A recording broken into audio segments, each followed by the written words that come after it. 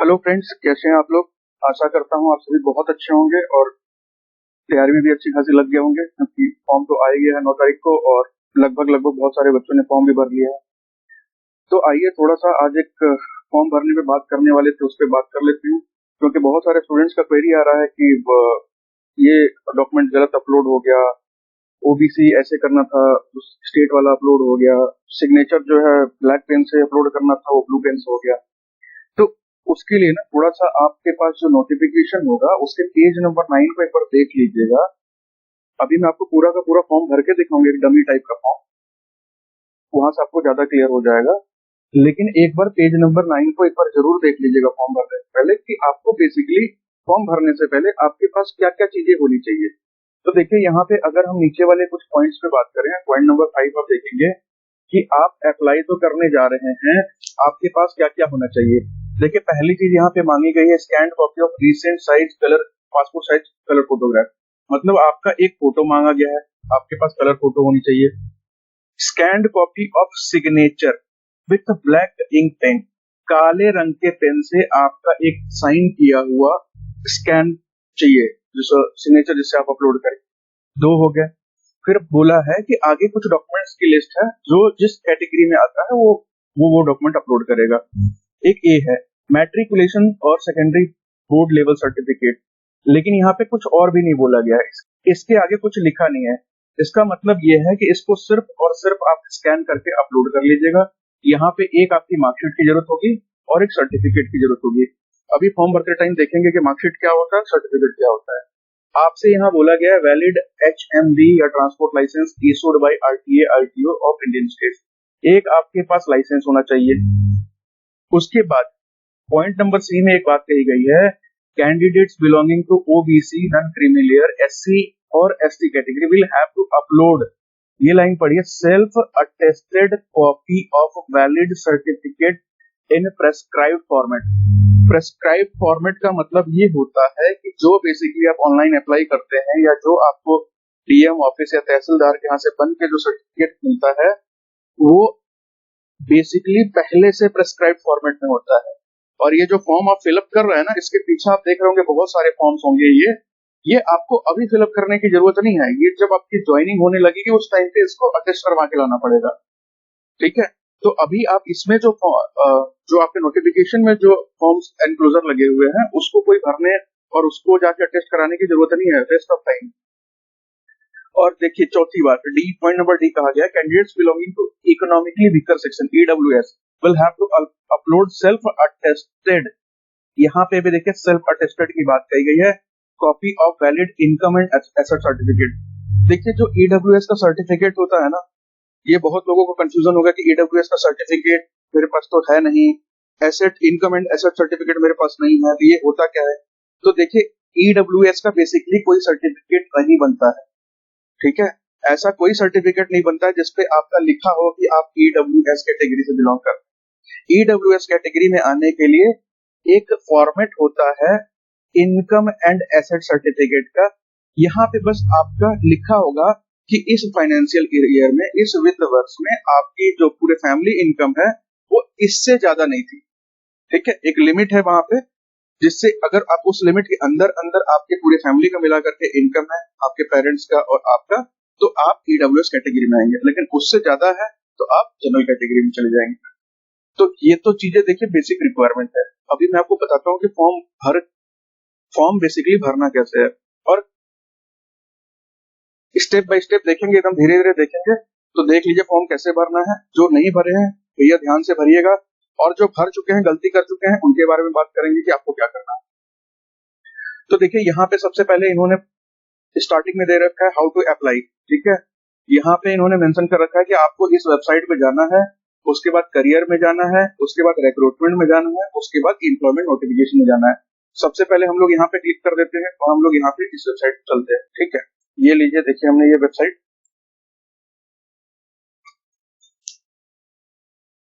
ये देखिए एनसीएल की वेबसाइट ओपन हो गई। यहाँ पे आपसे कहा गया है कहाँ जाना है, तो यहाँ पे मेन्यू है, मेन्यू पे जब आप क्लिक करेंगे तो यहाँ पे आपको दिखेगा करियर्स, आपको यहाँ पे करियर्स पे क्लिक करना है। उसके बाद यहाँ पे रिक्रूटमेंट दिखेगा, office order, recruitment, apprenticeship, training, internal selection या प्रमोशन। तो यहाँ पे रिक्रूटमेंट में जाएंगे। रिक्रूटमेंट में जाने के बाद आपके पास कुछ इस टाइप का पेज खुलेगा। यहाँ पे आपके पास बहुत सारे नोटिफिकेशन होंगे। तो यहाँ पे दूसरे नंबर पे देखेंगे लिखा हुआ है रोजगार अधिसूचना एम्प्लॉयमेंट नोटिफिकेशन। एनसीएल में विभिन्न HEMM ऑपरेटर प्रशिक्षु पदों की सीधी भर्ती के लिए रोजगार अधिसूचना। तो आपको करना कुछ नहीं है, इस पे क्लिक करिए। नीचे आपको फिर 2-3 ऑप्शन दिखेंगे। एक तो है detailed notification employment notification English में, और एक है डिटेल्ड एम्प्लॉयमेंट नोटिफिकेशन हिंदी में। जो नोटिफिकेशन आया है ना, इंग्लिश में पढ़ना है तो यहाँ से देख लीजिए, हिंदी पढ़ना है तो यहाँ से देख लीजिए। हमें पढ़ना नहीं, हमें अप्लाई करना है। तो नीचे दिखा है अप्लाई ऑनलाइन। तो हम क्या किए, यहाँ पे नीचे अप्लाई ऑनलाइन पे क्लिक कर दिए। देखिए यहाँ पे लेफ्ट साइड में दिया हुआ है एनसीएल एप्लीकेशन फॉर्म, और यहाँ पे 2 ऑप्शन आ रहा है रजिस्टर और लॉग इन। ये हमें बाद में जरूरत पड़ेगी। नीचे जब आप फॉर्म में देखेंगे ना, नीचे आएंगे तो यहाँ पे देखिए बहुत सारे कुछ दिए हुए हैं इंस्ट्रक्शन हिंदी में। नीचे देखेंगे तो कुछ लिंक्स दे रखे हैं। यहाँ पे देखिए कुछ लिंक्स दे रखे हैं।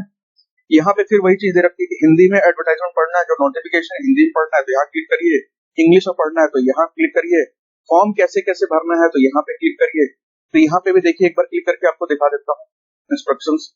यहाँ पे उन्होंने पूरा का पूरा मेंशन कर रखा है कि फॉर्म भरते समय आपके पास क्या क्या चीजें होनी चाहिए।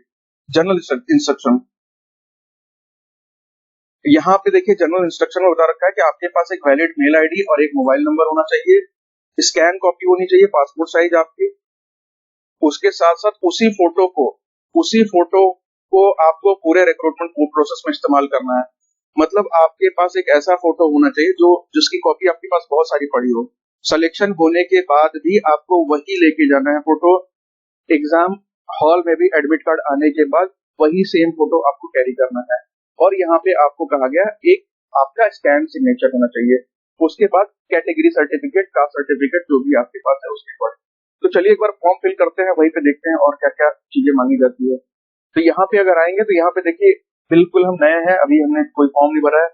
मैं आपको एक डमी फॉर्म भर के दिखाता हूँ नॉर्मली कि कैसे फॉर्म भरेंगे, ताकि जिसको नहीं भी पता वो भी आप फॉर्म को भर सके। तो यहाँ पे आपको करना कुछ नहीं है, सीधे के सीधे रजिस्टर पे करना है, सीधे क्लिक हियर।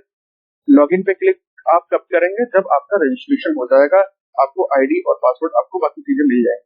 हम लोग चलिए रजिस्टर पे क्लिक करते हैं, क्लिक हियर। तो रजिस्टर पे क्लिक करेंगे तो देखिए आपके सामने एक नया पेज खुलेगा, और यहाँ पे आपसे कुछ आपको बेसिक डिटेल्स मांगी जाएगी। सबसे पहले मांगा जाएगा कि आप कौन से पोस्ट के लिए अप्लाई कर रहे हैं। तो आप जो है अप्लाई कर रहे हैं HEMM ऑपरेटर ट्रेनिंग के पोस्ट के लिए। बाकी ऑटोमेटिकली वहां पे आ गया। यहाँ पे नाम पूछा जा रहा है कैंडिडेट का, मैं अपना ही नाम भर देता हूँ, अमित कुमार से, ठीक है। यहाँ पे एक मोबाइल नंबर मांगा जा रहा है, मैं अपना ही नंबर डाल देता हूँ। फिर इसी मोबाइल नंबर को यहाँ कंफर्म करने के लिए बोला गया है। हम फिर से वही मोबाइल नंबर यहाँ पे टाइप कर देंगे। अल्टरनेट मोबाइल नंबर आप अगर किसी का घर में देना चाहते हैं, मम्मी पापा किसी का भी अगर आपके पास हो कि बाई चांस इस नंबर पे आपके फोन ना लगे, तो इस नंबर पे अल्टरनेट कॉन्टैक्ट नंबर से आपको कॉन्टैक्ट किया जा सकता है। तो आप किसी का नंबर है तो आप डाल सकते हैं, नहीं है तो छोड़ सकते हैं, कोई जरूरी नहीं है। देखिए जो स्टार बना हुआ है वो आपको भरना है, जहाँ पे स्टार नहीं है वो आपका ऑप्शनल है। यहाँ पे एक मेल आईडी का ऑप्शन आ रहा है, यहाँ पे हम एक मेल आईडी भी डाल देते हैं।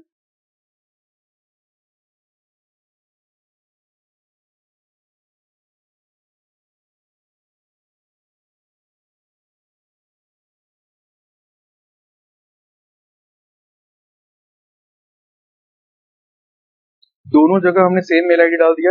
मेल आईडी आप स्मॉल में डालिए, कैपिटल में डालिए, कोई फर्क नहीं पड़ता। मेल आईडी छोटा या बड़ा हो, उसके अपर केस और लोअर केस से कोई फर्क नहीं पड़ता। उसके बाद यहाँ पे देखिए एक ऑप्शन आ रहा है जनरेट ओटीपी, हमने उस पर क्लिक किया जनरेट ओटीपी। तो फिर आपसे एक कैप्चा कोड दिखाई दे रहा है जो कि आपको फिल करना है। यहाँ पे लिखा है FQTYXR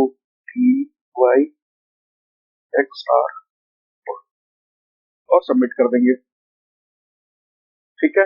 यहाँ पे देखिए लिखा है kindly use OTP received on your mobile number और मेल आईडी, ईमेल आईडी। तो आपके इधर मोबाइल नंबर पे आ गया तो ठीक है, नहीं तो ईमेल आईडी पे भी आएगा, दोनों में से किसी को भी आप इस्तेमाल कर सकते हैं। मेरे पास एक ओटीपी है, मैं वो यहाँ पे डाल देता हूँ, और उसके बाद यहाँ पे वैलिडेट ओटीपी कर देंगे। अब यहाँ पे एक ऑप्शन आ रहा है जहाँ पे लिखा है OTP has been validated successfully, okay कर देंगे। मतलब हमारा जो ओटीपी है वो बिल्कुल सही था।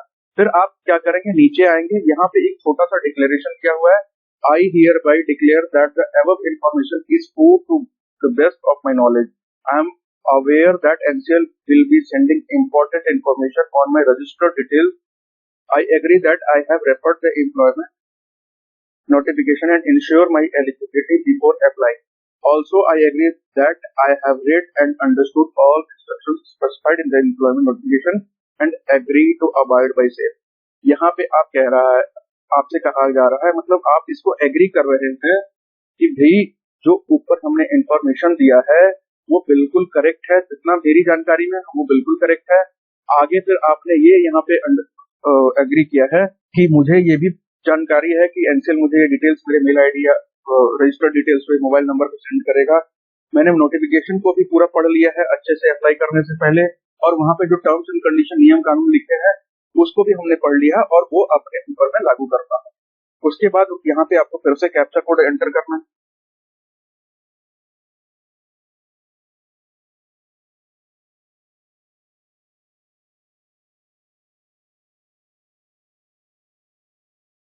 और फिर रीवेरीफाई करना है। रीवेरीफाई करेंगे तो आपका पोस्ट पूछेगा, आप ओके कर दीजिएगा। एचएमआई ऑपरेटर है, एक ही पोस्ट है। नाम चेक कर लीजिएगा, यह नाम आपका बिल्कुल सेम टू सेम होना चाहिए जो आपके 10th के मार्कशीट पे है। मोबाइल नंबर चेक कर लीजिएगा, बिल्कुल आपका वही होना चाहिए। ईमेल आईडी चेक कर लीजिएगा, वही होना चाहिए। क्योंकि मोबाइल नंबर पे ओटीपी आया है तो ऑब्वियस सी बात है मोबाइल नंबर तो सही होगा। जिस चीज पे ओटीपी आएगा वो तो ठीक है, जिस पे ओटीपी नहीं आएगा उसको अच्छे से चेक कर लीजिएगा। उसके बाद आपको करना है सबमिट। फिर यहाँ से आपसे पूछ रहा है कि आगे ये चीजें आपसे मांगेंगे, आगे हमें ये चीजें प्रोवाइड कर दीजिएगा। आई एग्री कर दीजिए। और यहाँ पे देखिए आपको एक अलर्ट दे रहा है कि the information one submitted can not be modified. अगर एक बार ओके कर दिए, मतलब जो इन्फॉर्मेशन यहाँ पे सबमिट कर दिए दोबारा चेंज नहीं कर पाएंगे। तो क्या आप अभी भी कुछ भी चेंज करना चाहते हैं, क्लोज कर दीजिए। नहीं चेंज करना चाहते हैं, ओके कर दीजिए। अब ओके कर दिया हमने। यहाँ पे देखिए आपका रजिस्ट्रेशन नंबर आ गया, इसको कॉपी करके रख लीजिएगा। ठीक है, रजिस्ट्रेशन नंबर याद से कॉपी करके रख लीजिएगा। उसके बाद यहाँ पे अब आपका जो रजिस्ट्रेशन है वो आपका हो गया। रजिस्ट्रेशन वाला प्रोसेस आपने कंप्लीट कर लिया। रजिस्ट्रेशन नंबर भाई नोट कर लीजिएगा, मैं बार बार बोल रहा हूँ, बाद में फिर इसको ढूंढना ना पड़े। अब आपको क्या करना है, फॉर्म फिलअप करना है। फॉर्म फिलअप करने के लिए गो टू एप्लीकेशन। एप्लीकेशन का यहाँ ऑप्शन है, यहाँ पे जाइए। यहाँ पे फिर से आपके पास नया एप्लीकेशन आएगा।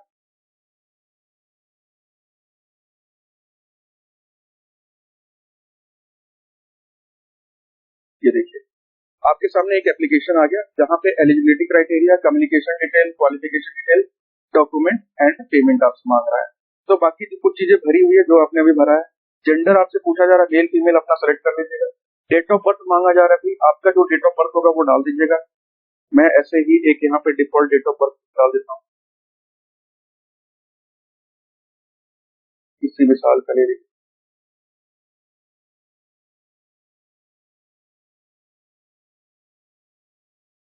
मैंने एक ऐसे डमी डेट ऑफ बर्थ डाल दिया जो मतलब 30 साल से नीचे रखे। नेशनैलिटी पूछ रहा है, सिटीजन ऑफ इंडिया कर दी, भारत के नागरिक हैं। कैटेगरी पूछ रहा है, ये ध्यान से भरिएगा भाई। आपके पास सर्टिफिकेट हो तो ही भरिएगा, सर्टिफिकेट ना हो तो अभी रहने दीजिएगा। अगर आपको लग रहा है कि बन जाएगा 7 8 दिन 10 दिन में बन जाएगा तो वेट कर लीजिए, इतनी जल्दीबाजी नहीं है। और सर्टिफिकेट भी कौन सा, वहां पे अभी आपको पढ़ाया था, सेंटर का सर्टिफिकेट चाहिए।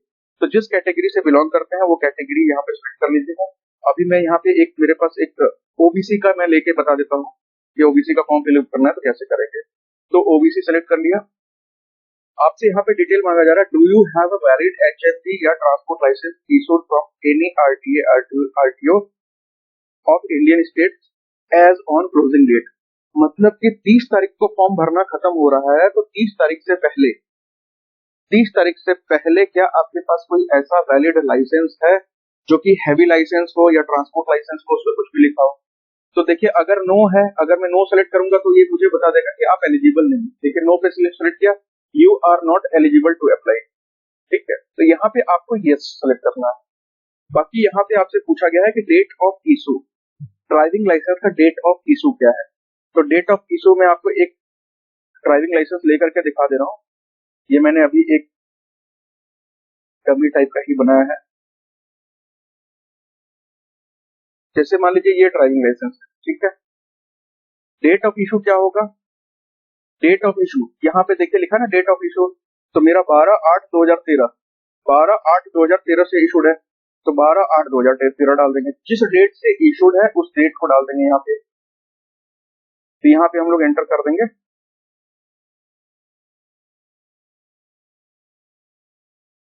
2013, 8 और 12, ये हो गया 12/8/2013। अब इसकी एक्सपायरी डेट कब है? देखिए मेरे पास हैवी लाइसेंस तो है नहीं, ये तो मैं ऐसे ही अपना जो मेरे पास पुराना लाइसेंस पड़ा तो उसको ले लिया था। जिसके पास हैवी लाइसेंस है तो हैवी लाइसेंस की वैलिडिटी बहुत शॉर्ट होती है, बहुत लंबी होती नहीं है, कहीं 3 साल है, कहीं 5 साल है, कहीं 6 साल है। तो यहाँ पे मान लीजिए यहाँ पे वैलिडिटी दिखा रहा है क्या, 11/8/2033। तो मैं अभी डमी के लिए यहाँ पे डाल देता हूँ सेम डेट 11/8/2033।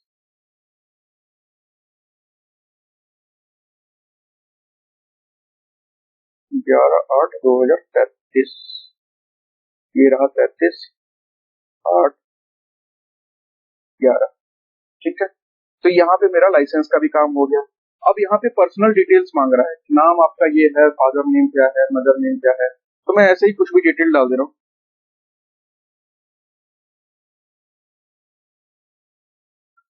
मदर नेम भी मांग रहा है,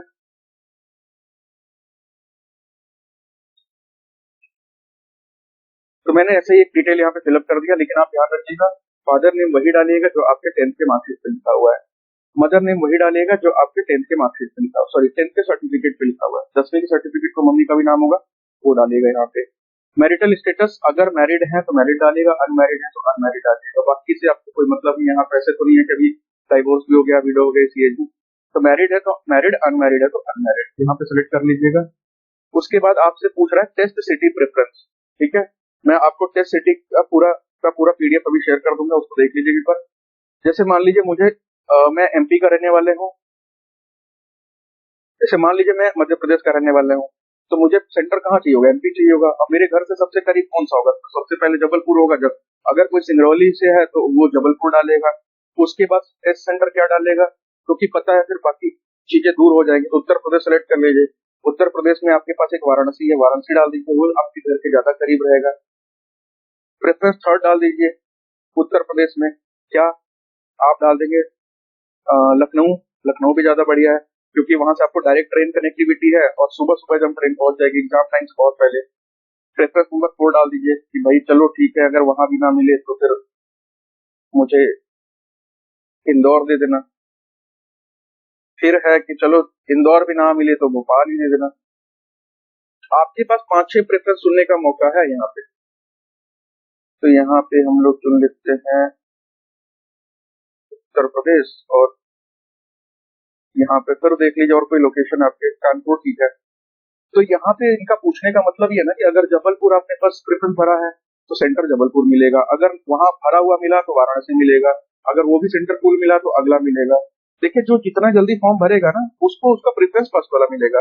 आप ज्यादा लेट से फॉर्म भरेंगे तो प्रेफरेंस नीचे की तरफ आते जाएंगे। ठीक है, जिन्होंने फॉर्म भर दिया, उन्होंने जिन्होंने जो प्रेफर सिटी 1 डाला है, अब तक जो भर दिया उनको 1 ही मिलेगा। लेकिन अब ज्यादा लोग फॉर्म भर लेंगे, उसके बाद आप फॉर्म भरेंगे तो आपको प्रेफर सिटी 1 नहीं मिलेगी। तो यहाँ पे चलिए हम लोगों ने सिटी भी डाल दिया। एक्स सर्विसमैन, अगर कोई आर्मी में कोई सर्विस दे चुका है तो वो यहाँ पे सेलेक्ट कर सकता है, मैं नो कर दे रहा हूँ। डिपार्टमेंटल एम्प्लॉय डिटेल्स, अगर आप डिपार्टमेंटल एम्प्लॉय हैं यस करिए, नहीं है तो नो करिए। अदर एम्प्लॉयमेंट डिटेल्स, आप कहीं किसी पब्लिक सेक्टर अंडरटेकिंग, कोल इंडिया इसके सब्सिडरी में कहीं काम कर रहे हैं, यस करिए। डिटेल मांगेंगे, सेक्शन नो करिए, फिर सेव एंड नेक्स्ट, आगे चलते हैं। अब यहाँ पे मेरे से मेरा एड्रेस मांग रहा है, सबसे पहले करस्पॉन्डेंस एड्रेस। करस्पॉन्डेंस एड्रेस में वो एड्रेस डालिए जहां पे आप अभी हैं। मतलब अगर आपको कुछ ऑफर लेटर आया या ऐसा कुछ रिसीव करना हुआ तो ये यहाँ पे मिल जाएगा। परमानेंट एड्रेस वो डालिए जहां से आप परमानेंट बिलोंग करते हैं। ठीक है, फॉर एग्जाम्पल मैं डाल देता हूँ कि जैसे मान लीजिए मैं अभी लखनऊ में हूँ। ठीक है, तो मैं ऐसे ही एक लखनऊ में एड्रेस डाल देता हूँ। मैंने यहाँ पे डाल दिया A48 सरोजनी नगर, एक ऐसे ही डिफॉल्ट एड्रेस डाल दिया A48 नियर गौरी चौक सरोजनी नगर।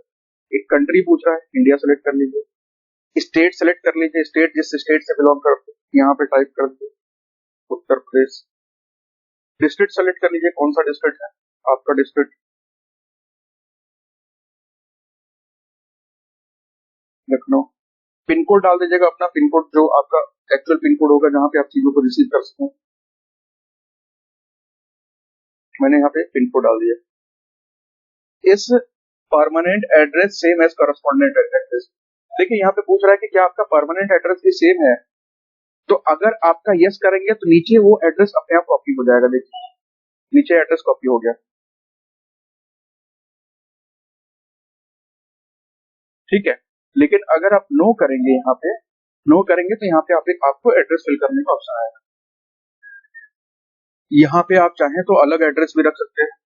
यस करेंगे तो सेम एड्रेस, अगर आप एक ही एड्रेस है यस कर दीजिएगा, अलग अलग एड्रेस है तो नो डाल के यहाँ पे एड्रेस फिल कर दीजिएगा। मैं अभी यस कर देता हूँ और सेव एंड नेक्स्ट कर देता हूँ। देखिए अगर आप भूल भी जाएंगे ना तो आपका आईडी पासवर्ड जो है इसका मेल में आया हो, ठीक है, तो उसे याद रखिएगा, बचा के रखिएगा, उससे आप दोबारा लॉग इन कर सकते हैं। यहाँ पे आपसे पूछ रहा है कि कौन से बोर्ड से पास हुए हैं, कब पास हुए हैं, स्कूल का नाम क्या था, इंस्टीट्यूट का नाम क्या था, और वो सब चीजें। तो सबसे पहले हम लोग एक सीबीएसई मान लेते हैं, तो हम लोग यहाँ पर डालते हैं सीबीएसई बोर्ड का, central board of secondary education. जैसे कोई मध्य प्रदेश बोर्ड से है तो उसमें आता है ना लिखा हुआ board of secondary education Madhya Pradesh Bhopal, तो वैसे करके डालेगा जो लिखा होगा। Month and year of passing, कौन से साल में पास आउट हुए हैं, तो एक कोई भी डेट सेलेक्ट कर लेते हैं, मान लीजिए 2014 में, और मई जून के आसपास रिजल्ट आता है। स्कूल का नाम क्या था, तो कोई भी स्कूल नाम डाल दीजिए, एबीसी पब्लिक स्कूल, जिस स्कूल से आप पढ़े हैं। सब्जेक्ट का कॉम्बिनेशन क्या था, तो 10th में सबका कॉमन होता है, मैथ्स होता है, साइंस होता है, सोशल साइंस होता है, इंग्लिश होता है, हिंदी होता है। तो जो जो सब्जेक्ट है वो यहाँ पे डाल दीजिएगा। फिर यहाँ पे आपसे पूछ रहा है कि सिस्टम क्या था, परसेंटेज था, सीजीपीए था, ग्रेड मिलता था। परसेंटेज हो गया कि 100 में से आपको कितना मिला, 50%, 60%। सीजीपीए हो गया 10 में से कितना मिलता था, 10 में से 8 मिला, 7 मिला, 5 मिला। ग्रेड हो गया ए बी सी डी, बहुत सारे बोर्ड ऐसे है ना जहाँ ग्रेड मिलते हैं एबीसीडी, तो हमारे पास मान लीजिए परसेंटेज था। तो पूछ रहा है आपको कितने नंबर मिले थे, तो हम मान लेते हैं मेरे को 350। तो यहाँ पे मैक्सिमम, यहाँ पे मार्क्स ऑब्टेन्ड मांग रहा है ना, तो यहाँ पे हम लोग डाल देते हैं कि हमारा 350 आया। कितने में, तो 500 नंबर का हुआ करता था, 350 आया था। तो जब आप यहाँ पे डाल करके क्लिक करेंगे साइड में, तो यहाँ पे आपका परसेंटेज ऑटोमेटिक आ जाएगा, ठीक है। अब यहाँ पे पूछ रहा है कि एडिशनल क्वालिफिकेशन, क्या आपके पास कोई अतिरिक्त क्वालिफिकेशन है, आईटीआई है, इंटरमीडिएट 12th किया आपने, आईटीआई किया है, कुछ और किया, ग्रेजुएशन किया है, वो भी आप चाहे तो यहाँ पे डाल सकते हैं। मैं अभी फिलहाल के लिए छोड़ रहा हूँ क्योंकि इसकी जरूरत नहीं है। आपका क्वालिफिकेशन इतने से ही हो गया, इतनी ही डिटेल चाहिए थी। आपका और भी कोई क्वालिफिकेशन है तो नीचे आप ऐड कर सकते हैं, उसके बाद सेव एंड नेक्स्ट कर दीजिए, ठीक है। अब यहाँ पे आपसे मांग रहा है upload the scanned copy of your recent passport size photograph. तो यहाँ पे देखिए फोटो अपलोड कर रहे हैं। अब यहाँ फोटो का साइज भी दिया गया है, ये 50 KB मिनिमम होना चाहिए और 100 KB मैक्सिमम होना चाहिए। तो हम लोगों ने एक फोटो ऐसे ही किसी का ले लिया, तो उसमें ब्लर कर दिया था, तो उसे हमने ले लिया यहाँ पे फोटो, ठीक है। उसके बाद यहाँ पे अपलोड फोटोग्राफ का ऑप्शन है, उस पर क्लिक कर देंगे।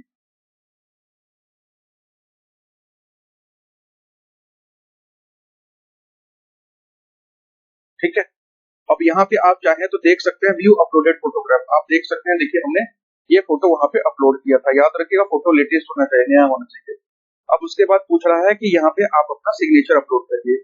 सिग्नेचर यहाँ पे अपलोड करेंगे तो सिग्नेचर भी यहाँ पे दे रखा है कि भैया 50 KB मिनिमम होना चाहिए, 100 KB मैक्सिमम होना चाहिए, जेपीजी फॉर्मेट में होना चाहिए। तो एक चीज और याद रखिएगा, सिग्नेचर आपको बोला गया है कि ब्लैक कलर के पेन से भरना है। तो मैं आपको सिग्नेचर भी दिखा देता हूँ। तो यहाँ पे हम लोग सिग्नेचर भी अपलोड करके देखते हैं, ये रहा साइन, और क्लोज कर देंगे। यहाँ पे व्यू का भी ऑप्शन आ रहा है, देख भी सकते हैं। ये देखिए मैंने वैसे किया था तो थोड़ा सा ज्यादा बड़ा बन गया है इमेज। ये देखिए पूरा ब्लैक कलर के पेन से होना चाहिए, ब्लू पेन से यहाँ पे अलाउड नहीं है। लेकिन अगर किसी ने फॉर्म भर दिया है तो चेंज करने की जरूरत नहीं है, ठीक है। अगर कोई फ्यूचर में कोई भर रहे हैं तो फिर ध्यान दीजिएगा, इसे ब्लैक पेन से ही करिएगा। उसके बाद आपसे पूछा गया है upload the scan copy of 10th certificate और 10th का मार्कशीट।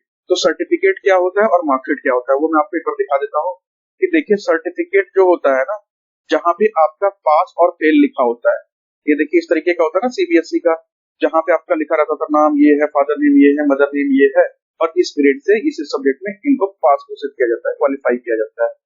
और मार्कशीट क्या होता है, तो मार्कशीट में आपने देखा होगा वहां पे क्या होता है, मार्क्स दिए होते हैं। जैसे मैं आपको 10th की मार्कशीट दिखाऊं किसी की, तो ये होता है मार्कशीट, जहाँ पे आपके सब्जेक्ट होते हैं, नंबर होते हैं, और टोटल नंबर इतने में से आपको इतना मिला। यहाँ पे आपके सारे सब्जेक्ट से मार्क्स दिए होते हैं, मार्कशीट में सारे सब्जेक्ट के नंबर दिए होंगे। तो आइए हम लोग वहां पे अपलोड कर देते हैं। 10th क्लास सर्टिफिकेट में हम लोग सर्टिफिकेट को अपलोड कर देंगे। ये रहा सर्टिफिकेट, क्लोज। और मार्कशीट में हम लोग मार्कशीट कर देंगे अपलोड। ये रही मार्कशीट, क्लोज।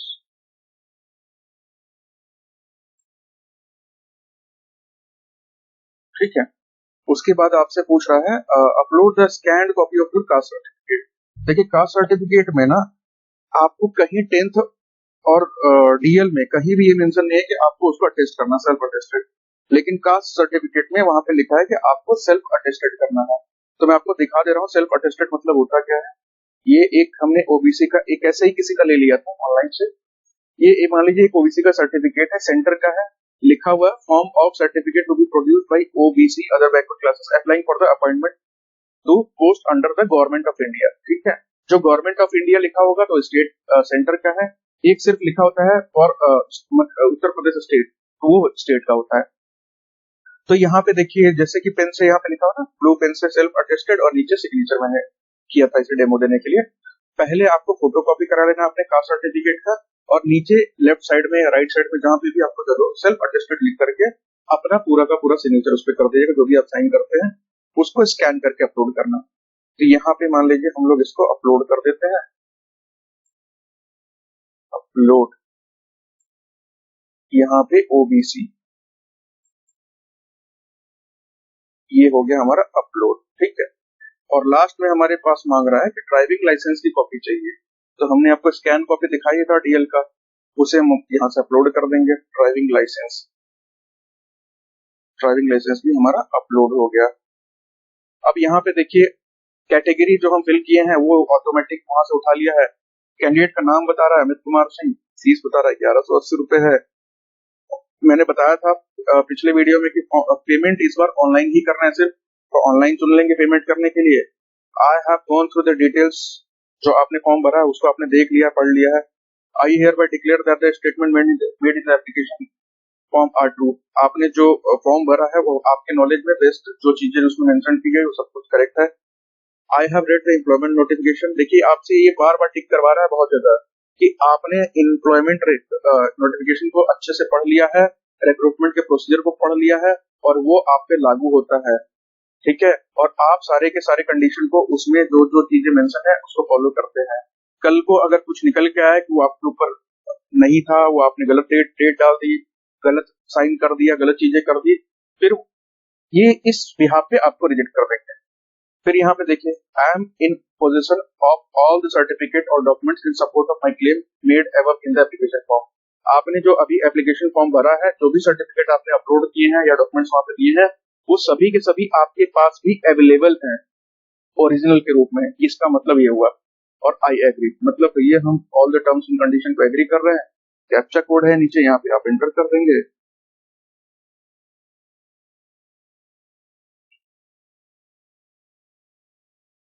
और फिर यहाँ पे प्रीव्यू कर लीजिएगा एक बार।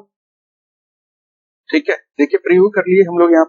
यहाँ पे आप एक बार सारी डिटेल्स एक बार फिर से पढ़ लीजिएगा, अपना name, father name, mother name, marital status unmarried है, मैरिड है, मोबाइल नंबर देख लीजिएगा, सारा चीज देख लीजिएगा। टेस्ट प्रेफरेंस आपने जो जो दिया था वही है नहीं है, कैटेगरी आपका क्या है, डेट ऑफ इशू और date of expiry driving licence का चेक कर लीजिएगा।